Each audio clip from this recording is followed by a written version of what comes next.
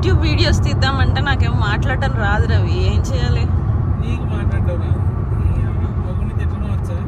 నిన్ను నేను ఎప్పుడు తిట్టాను రవి? అవునవును, తిట్టడం అంటే ఎలా ఉంటది? అదే రోజు చేస్తావు, రోజు 10 సార్లు. నువ్వు ఇప్పుడు కొంచెమే చూస్తున్నావు. అమ్మ తిట్టిందంటే నువ్వు మళ్ళీ విజయవాడలో పడతావు, అంట గట్టిగా తిడతాడు. సో చూసుకో. ఏం తిట్టానే? తిరిగి ఏం తిట్టాను చెప్పు. 2-3 సార్లు బస్ టికెట్ లేనప్పుడు మీ అమ్మ తిట్టించుకుని డైరెక్ట్ విజయవాడలో వచ్చాను. అంటే తిట్టడం కాదమ్మా.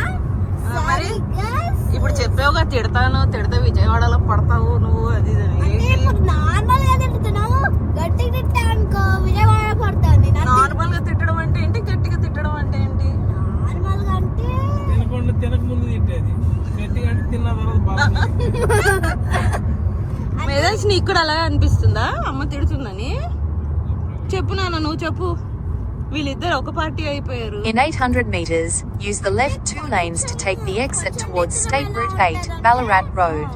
ఇప్పుడు ధృతి ఎందుకు అలా చేస్తావు? అది కొంచెం తిట్టడం. అది తిట్టడమా?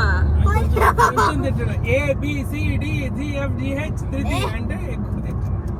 లేదు కొంచెం తిట్టడం. ఇప్పుడు చెప్పింది గట్టిగా తిట్టడం. Use the left 2 lanes to take the exit towards State Route 8. ధృతి ఇలా కొడతావు అనుకో, that means పెద్ద తిట్టు. ఎప్పుడు కొట్టాను నిన్న అసలు? Continue for 7 kilometers.